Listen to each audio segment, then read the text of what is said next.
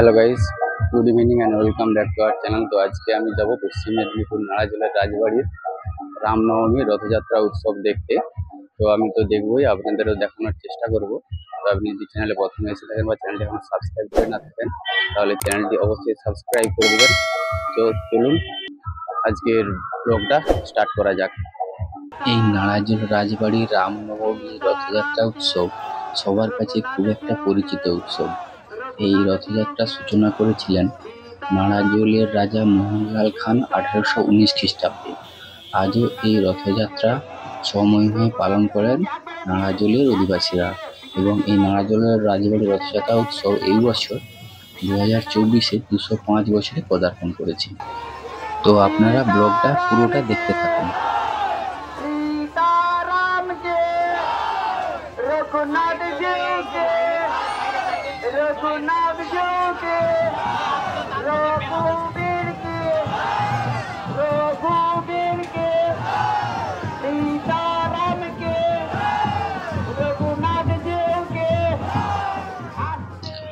এই নাড়াজোলের রাজা মোহনলাল খান শ্রীরামচন্দ্রের ভক্ত ছিলেন, তাই অযোধ্যা থেকে রাম, সীতা, লক্ষ্মণের মূর্তি এনে সীতারামজির মন্দির স্থাপন করেন, এবং রামনবমীর দিন রামনবমীর পুজো শেষ হওয়ার পর দেবতাদের নিয়ে রথযাত্রা উৎসব পালিত হয়।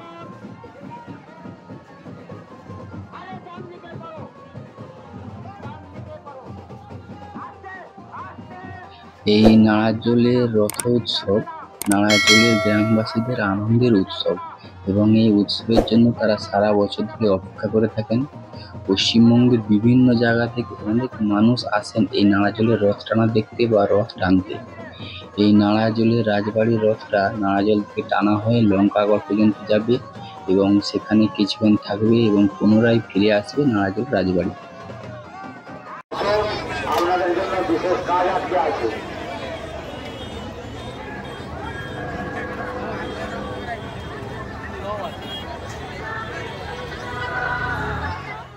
অগণিত দর্শক এসেছেন এই নাড়াজোল রাজবাড়ির রথ টানা দেখতে।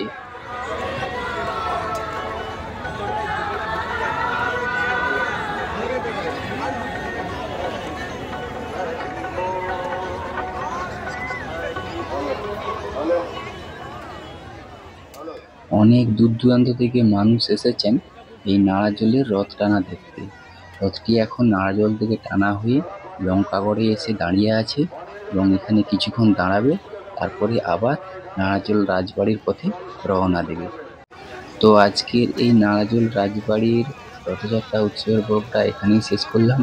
তো আপনি যদি চ্যানেলে প্রথমে এসে থাকেন বা চ্যানেলটি এখনও সাবস্ক্রাইব করে না থাকেন, তাহলে চ্যানেলটি অবশ্যই সাবস্ক্রাইব করে দিবেন, এবং নাড়াজোলের রাজবাড়ির রথযাত্রা উৎসবের ব্লগটা সকলের মধ্যে শেয়ার করে দিবেন। দেখা হচ্ছে পরের ব্লগে। Thank you.